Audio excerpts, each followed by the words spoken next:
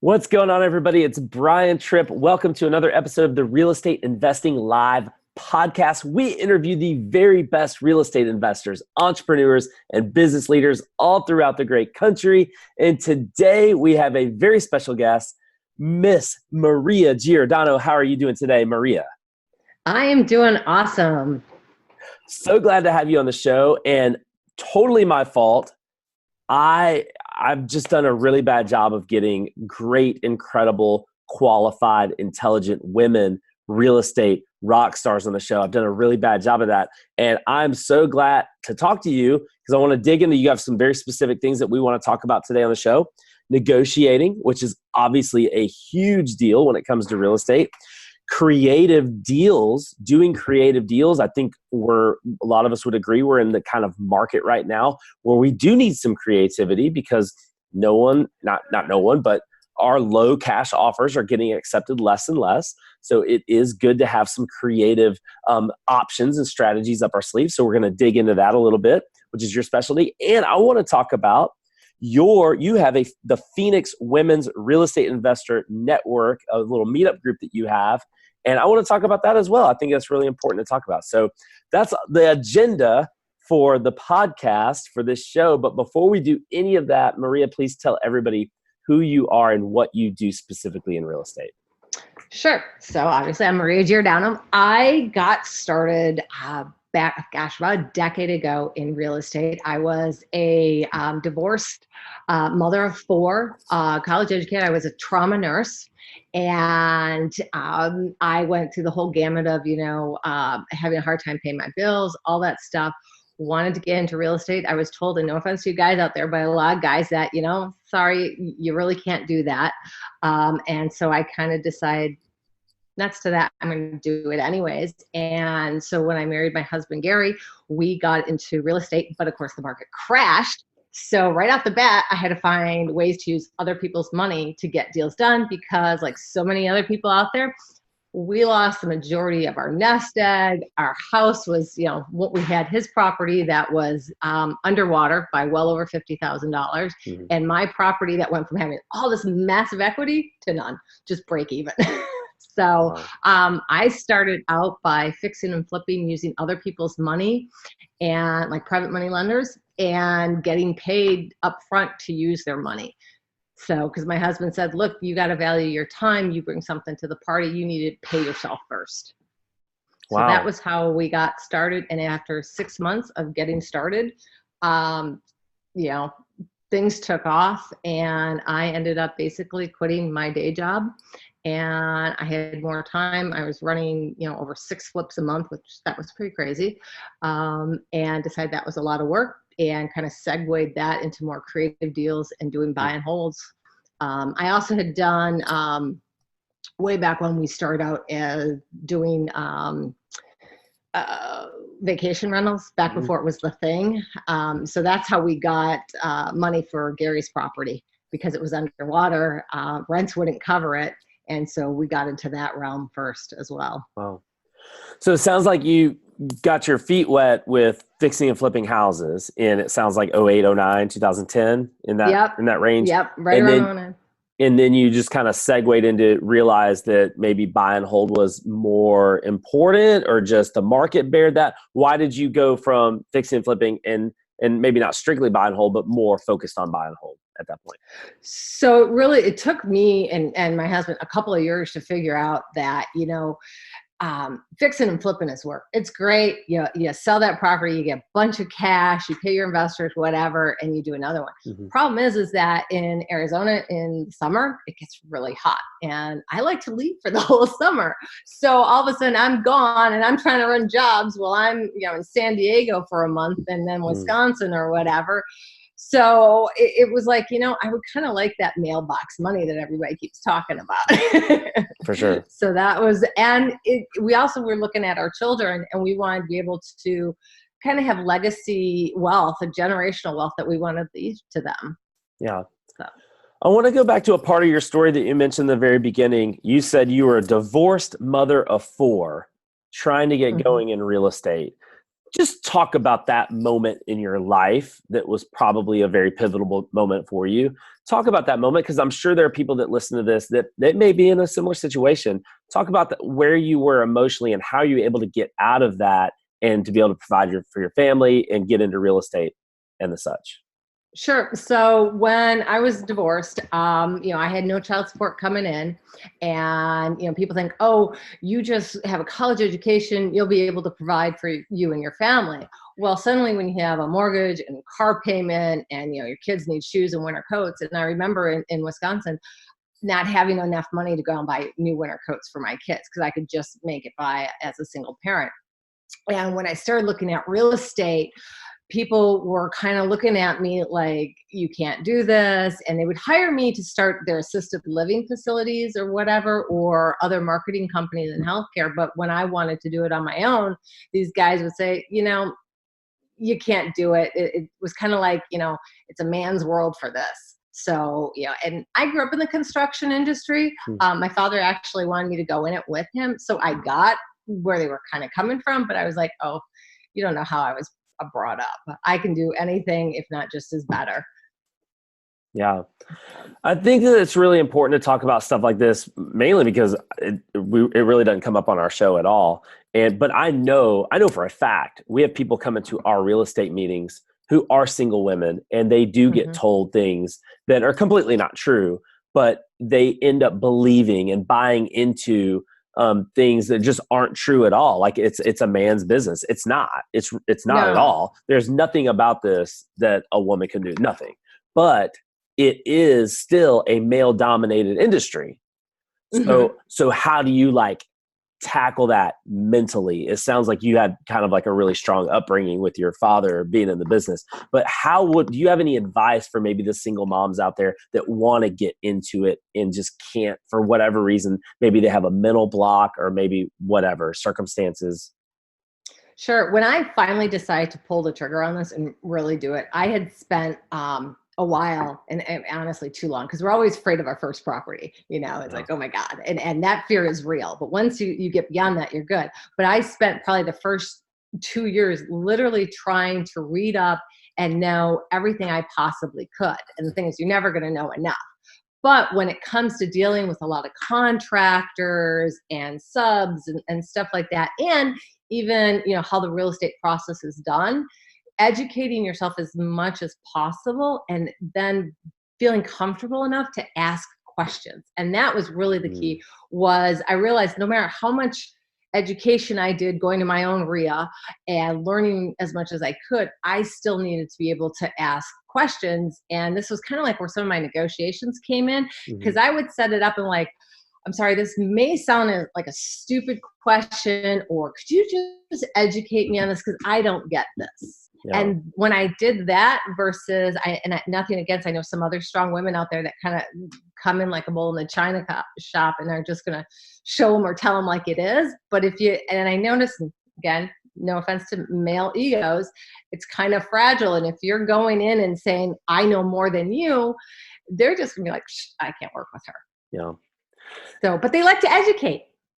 Yes, they do. I feel like it's almost like a little empowering, right? It's exactly. Like you're giving them that, and it's allowing them to come in. We're definitely going to get to the negotiation. We're going to get to all the stuff, the creative stuff. I know we just talked about it off air that you did an unbelievable creative deal in Pennsylvania. I want to talk about that and dig into that deal. But while we're kind of talking about women, I really want to kind of bring in and talk about the group that you started. Why did you start a meetup group for women specifically? Well, I think that as women, we have certain situations and things that we deal with that maybe a lot of male investors don't have to deal with. Again, having to deal with contractors, or God, I don't feel like I ever know enough. How do I negotiate on that house? And just really being able to bond together. And even just when you go down to the personal side, is that struggle between, being a wife, being a mother, and that balance, and how do you do that? So what do you maybe kind of like lay out the format of the meeting? Like, are there specific things that obviously you're going to be teaching real estate, but are you teaching it in certain ways that is more geared towards women, or is it just good to have nothing but women in a room so they are free to ask the right questions like you were talking about earlier? Yeah. So the way we do it, and we structure it very similar to most of the RIAs out there, where we have at the beginning, we start with the socializing and what are your needs and that kind of stuff. And then each month we generally have a different topic. But the topic is, if we're talking about contractors, maybe we're bringing in a female contractor, or maybe it's an education on a certain point of dealing with maybe getting permits, and how do you deal with that city guy who comes out there and is just like, sweetie, you really need to XYZ, or different stuff like that, versus us going, I'm just going to yell at him and lose it. So, we kind of go at things more from a female perspective, or issues that we have, versus that general overhead. Now, I will say I do have some men that will attend my meetings as well, because there is so much great information, and a lot of that transcends everything. For sure. No doubt. But I love that have that group only, it seems like it supplements maybe some other training that you can get, right? But it supplements it because it's in, maybe safe is not the right word, but it's in a more controlled environment, where, because there are a lot of women out there that may not be as powerful outwardly, right? That may feel timid to ask a question, like you were saying earlier. So because when I'm a member of the Arizona Real Estate Investment Association, and we can have a meeting of 400 or 500 people there, and there's a lot fewer women there, and many of the women I've spoken to, they don't feel comfortable raising their hand or saying, hey, I have this question, because I think I'm going to sound stupid. When you're in that safe environment of other women, it's like, oh, me too, totally, I got you, this has happened to me. So that helps. And then there's also the relationships that are formed there, and I've had members that have formed businesses together, that I talk about door knocking, and they form they'll join forces together, because I tell women, you don't need to be doing this alone. And so they'll go out door knocking or doing other things together. I think real estate is a community. When I say community, I'm really talking about two or more, a community type of activity or career, or I really believe in that networking piece. The two are greater than one kind of thing. And this goes for all, at our group, at our meetings here in Birmingham.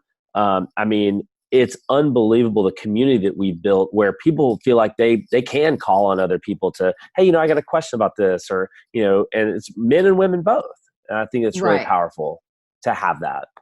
Oh, absolutely. So let's transition a little bit. I want to talk about kind of what you're up to specifically today. And I want to kind of get into this other stuff that you're training people how to do right now. What's your real estate business look like today, Maria?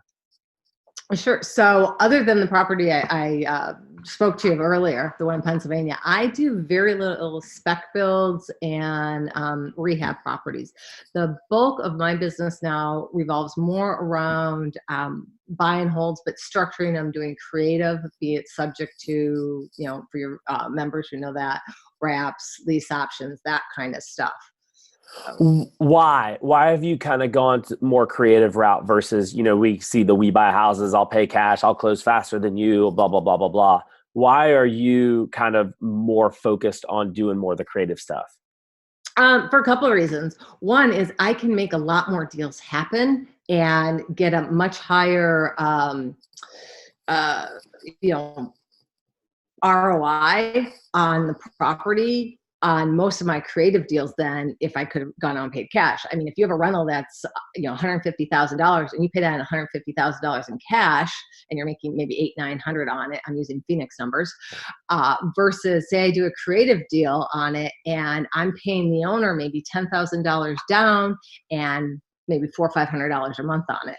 And now all of a sudden I'm cash flowing, and I can do several of those deals paying $10,000 down versus one where I'm putting $150,000 out. For sure. Oh, and let me ask you this. Do you think it's market conditions that allow for more of the creative stuff to be more prevalent today? Oh, absolutely. There's a couple of reasons. One is you have that person that still doesn't have much equity in their home, Mhm. or might be slightly upside down. So those are perfect opportunities to do subject twos or take over their payments on what their existing mortgage is and have a cash flowing property. Because I look at cash flow. Mhm. Also, you have people who, maybe they want to sell. They've had the house since before the crash. Now it might have some value in it, but it's dated and they can't do all that stuff. Mhm. But they still want to get their price. So I don't care if I give price if I'm getting my cash flow and my terms. Right, for sure.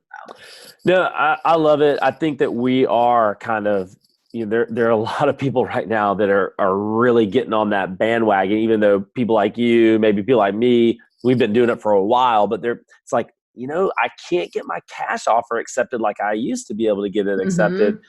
We got to do something a little bit differently. And you're talking about cash flow. We're in a cash flowing market. Phoenix really is not known as being a cash flowing market. And I feel like it would be pretty difficult to pay cash for a property and get good cash flow. Yeah, I mean that's a huge point because coming from the Phoenix market, where you can pay $250,000 for a house that's going to make 1,400 in rent, Right. it's like, why am I doing that? Versus I can take over it subject to, like one that my husband and I were looking at Yeah. last week, and now I've suddenly went from putting all this money out to just putting a small amount and getting all this cash flow. So let's say you get a seller lead, whatever your marketing is, you get a seller lead and you're just not, where you would need to be cash wise. What are some things that you're saying to the seller? What are maybe some questions you're asking them? How are Hmm. you able to steer them down a different route, a more creative route versus, people typically they're going to call you, they think, because they're going to get cash for their house and it's going to be quick. How do you kind of steer them in a creative direction? Well, first, I have to find out, and I think all good investors out there have to find out what is the motivating factor behind, somebody selling their house or wanting all cash. For instance, my husband and I last week we went to see this house in Scottsdale, and we found out that what are you basing your sale price on? And I'll just ask guys, I'll say, this is going to sound stupid, and please forgive me, but how did you come up with that price? And they'll tell you. A lot of times it might be Zillow, it might be the all fixed up house next door. So, and then I'll just ask, well, I think that I can possibly give you your price. Can I ask you, what do you need the cash for? And they'll tell you, well, in this case, she wanted to buy a $250,000 house, and she was looking at paying all cash for it. Well, now I know what price range she is. Her price on her house was closer to was 400, excuse me. And then I'll just ask, I'll say, so if I understand you right, it seems like unless you get $400,000 on your house, you're not going to sell it. And like, no, no, no, no, no, that's not what I'm saying. And then we'll go back and we'll look at it. Yeah, I love asking those questions, those kind of probing questions, but you're not assuming, you're just kind of getting them to tell you what they need. I love asking that question, what is it that you need? It's kind of basically what you just said, and they'll tell you. Like a lot of the times they will Exactly. tell you. And I'll ask them, do you have a mortgage? How much is your Yeah. mortgage? That kind of stuff. And I don't think I've ever had in, the decade of doing this, a seller ever tell me, no, it's none of your business, or, what maybe I've had one or two ask me why I wanted to know. And then I just reply with, well, I want to be sure I can help you. Yeah, for So, sure. So I want to know about this deal. You told me this story. It was a great story. I don't remember all the details because I think it was 6 months ago or more when I met you. uh-huh. But I remember you telling me the story. It's an incredible deal that you did in Pennsylvania. Please tell us, kind of tie all this together, the negotiating piece, how you negotiated with the seller, how you did the deal, and what the actual structure of the deal was. Sure, sure. And this is how you can do a deal if you want to keep it for yourself, rent it, or even as a fix and flip. So a lot of people, I think, because like I was a flipper, don't think you can do creative deals when you're doing fix and flip. Maria, let me just interrupt you. I want to really highlight what you just said. That you're as dead on. You're so right when you say that. people just don't get that, like, your primary residence can be one of these really awesome creative deals. So don't think of it just in terms of, hey, my next flip, my next buy and hold, whatever it is. You can use these strategies to benefit you and your lifestyle.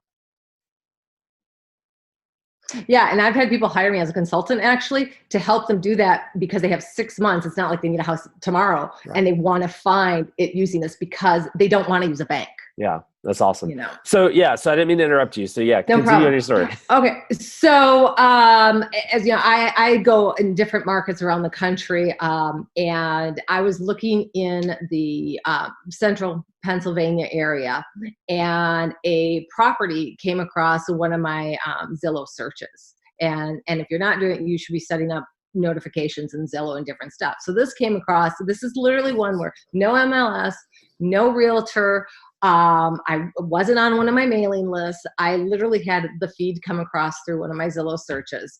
And I was looking at this property and I noticed that it was going to be in pre-foreclosure actually. And it had what I thought was a date in November. And so right away I sent her this letter and basically just said, I'm looking for a property in your area. I love your property. I can offer you cash. If you're ever thinking about selling, give me a call. Well, I didn't hear anything back. A couple of weeks went by. And so my husband was in the area and he went out and knocked on the door. No one was home. Well, most people, one, won't go and knock on the door. But two, he then went and knocked on the neighbors' doors. And we found out that they thought actually she was away in Boston, I want to say, and that she was considering selling her house. And the neighbor said, hey, look, I'll give you her number. And we said, no, here's our number. Have her give us a call. She called me the next day. Literally says, yeah, you probably saw, and she was just upfront and clear. She's like, you probably saw the house is going into foreclosure, been through a bad divorce, 8 years, going back and forth, attorneys, kids are in college. My last one's going to college this year, and I just can't do it anymore. And I thought, I know that feeling. And she's like, I haven't really been able to maintain the house for 5 years. It needs all this stuff. And I talked with a realtor and they were telling me that, I don't have enough equity in it, that they can't list it. And right away I'm thinking, well, God, they could have done a short sale, all of this kind of stuff. But again, and nothing against the realtors, because I use a lot of realtors. They just wanted to get paid and they didn't think there was a paycheck in it. So basically I said, well, let's look at everything. I said, we can probably, and then I found out her name was on the deed. Her ex-husband's was not. So that made it simpler. Yeah. But one of the mortgages he was still on, and the other mortgage she was only on. And so the way we structured this is I couldn't do a short sale on the mortgage that he was on because he was totally not cooperative. But I could do a short sale on the second, which she was just on. So I play this game with when it comes to short selling or discounting. And so my goal was to get this $215,000 mortgage down to, I really wanted it below $50,000. So this is you negotiating with the bank. This is me. So I went and I got permission. She signed the form so I could go directly with the bank, basically representing her and negotiate the short sale. And so basically I went to the loss mitigation person, who, by the way, they haven't done that many short sales, so they forgot how to do it. Right. And started negotiating with the bank to get it below $215,000. So initially the bank came back at like 150, 175, something like that. And what I did was I said, look, do you realize the house needs a new roof? It needs a new septic. It needs, blah, blah, blah. Have you been by the house? Have you seen this property? And so I basically itemized everything out. And then the bank came back again, or I countered at 25,000. And the bank was like, wow. So they brought it down then below 200,000. And I said, look, there's no way. You understand that this thing is going to go to auction by the first, and you're going to lose everything. Right. You're not going to get it. So the bank and I finally ended up at $73,000 from 215. Now she had a first mortgage as well. That was about 350,000, excuse me, on the first mortgage. Well, what I did then is she was about $50,000 behind Wow. in payments, with penalties, and Pennsylvania is a judicial state, so you have all the law fees and that kind of stuff. So she was close to $50,000 behind in that. So basically, I told. And then the other thing that happened mid this was the mortgage was sold. The first was sold to a company that buys bad debt, because there really was quite a bit of equity in this property. The first mortgage was? The first mortgage, right, was sold to a company. Maria, what would this house be worth all fixed up in perfect condition? $1.2 million. Oh, wow. Okay. Yeah. And so basically what we did is the new first mortgage holder wasn't going to negotiate. They knew what was in the property. They're pretty strategic about the properties they buy. So I just told them, I said, well, just so we're clear, and you're recording this, right? And they're like, oh yes, all the phone calls, whatever, record. I said, okay, well, I just want to make it perfectly clear to you what I'm going to do. I will be catching up all the back payments, all the fees, everything.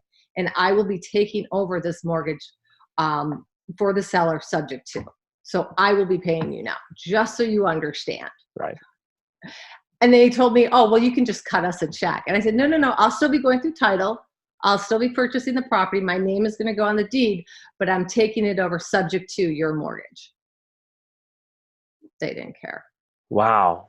So go ahead. Can I pause you? Let's pause and let's kind of recap, make sure everybody's on the same page.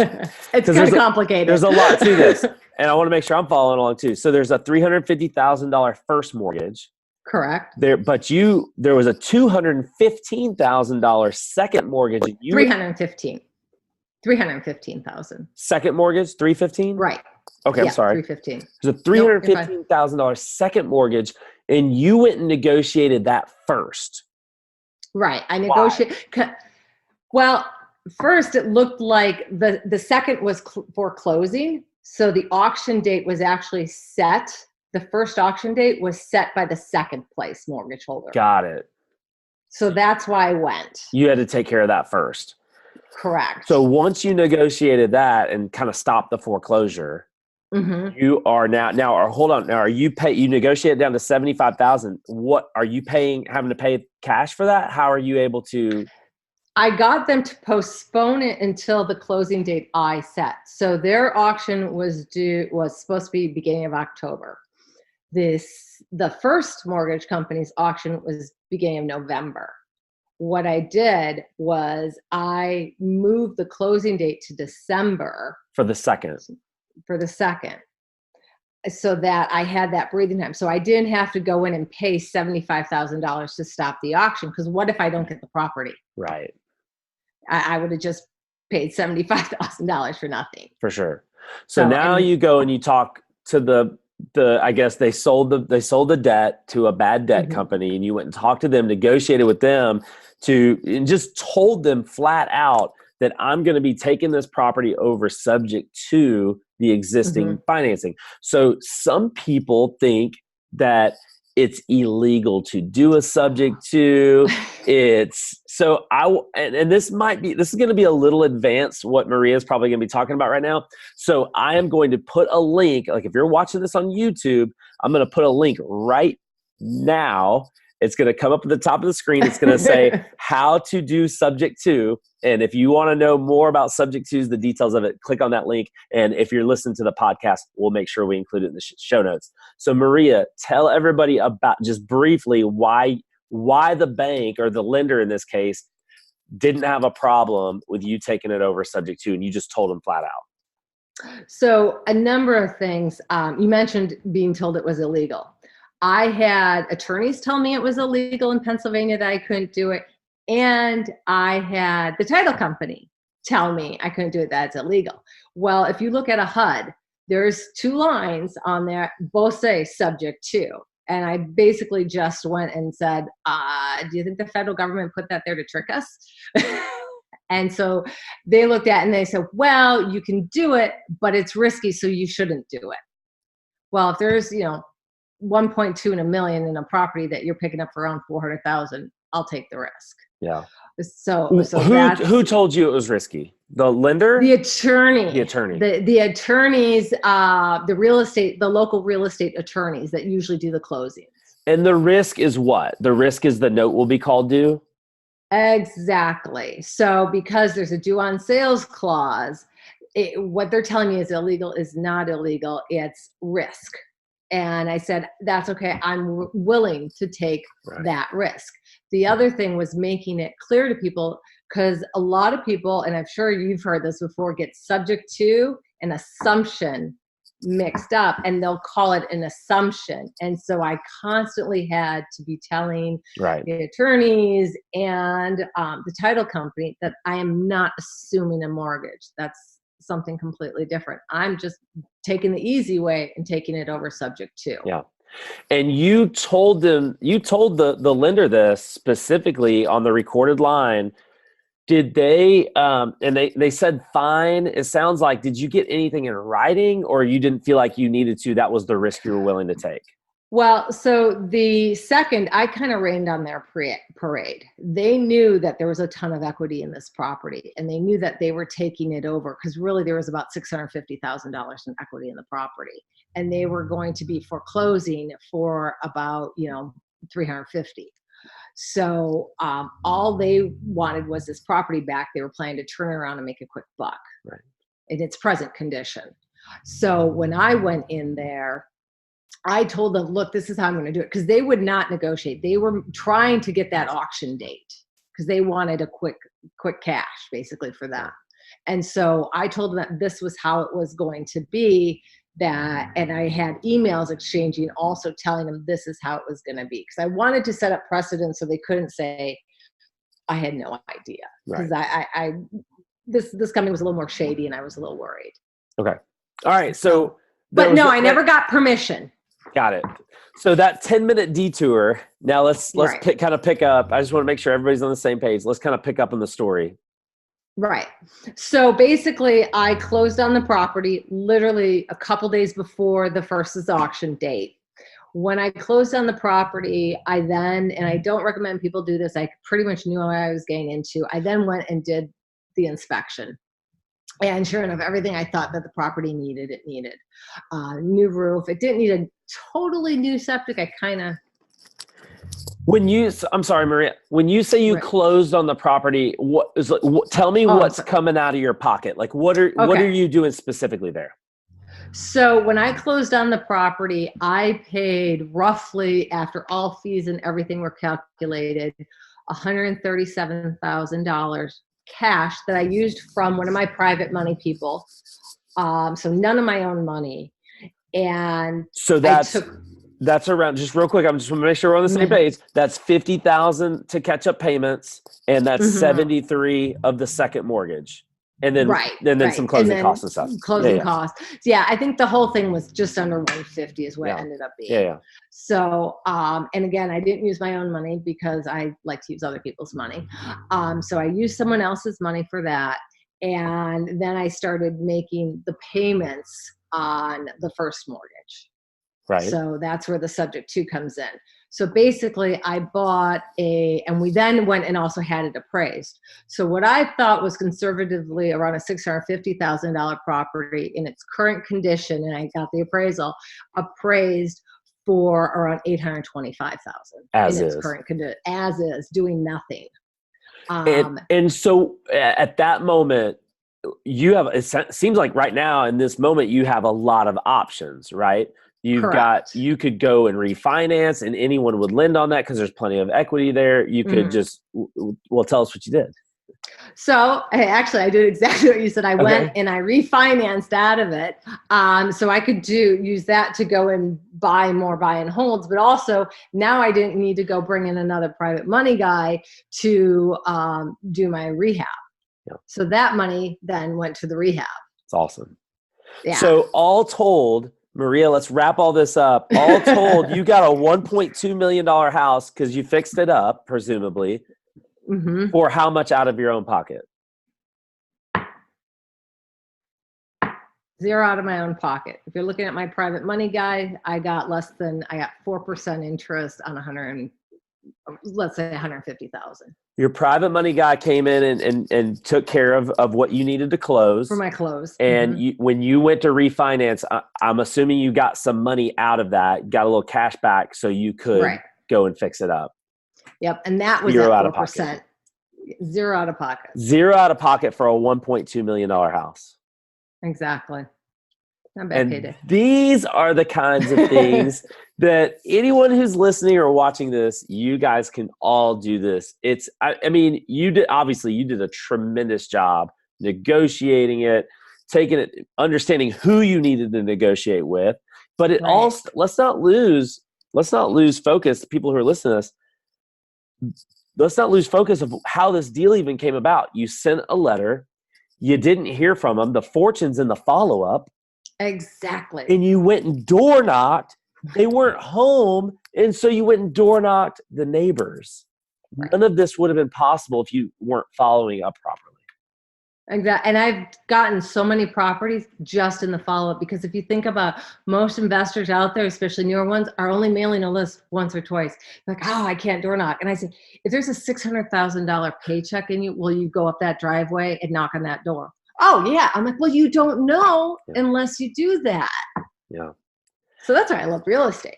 And on top of that, I'm helping somebody who wanted to leave. She wanted to go back home to where her parents and family live, and she felt trapped and didn't see, and I saved her credit of foreclosure. And you have a lot of equity in a house. Exactly. And you're living in that house? Is that what you kept it? Yeah, right. Yeah, my kids came out. This is why it's like I show my kids. Oh, I love it. And so there's a barn. There's horse pastures. We have horses. We overlook about. It's also on top of a hill. It has $1 million views. So it looks like my bedroom looks like it's in the treetops. It's so cool. And so my kids are like, Mom, you've got to keep this. So we'll see. Right now we're in it. I'm living between Pennsylvania and Arizona. Right. So we'll see.